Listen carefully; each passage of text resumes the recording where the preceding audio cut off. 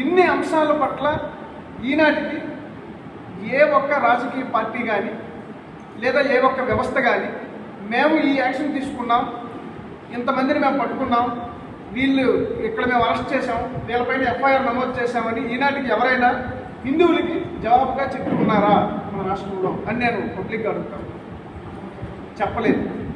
అలాగే హిందువులుగా మనం కూడా ఎందుకు మీరు దీనికి అగనిస్ట్గా ఏమీ యాక్షన్ తీసుకోలేదు అని అడిగే పరిస్థితి మన దగ్గర లేదు.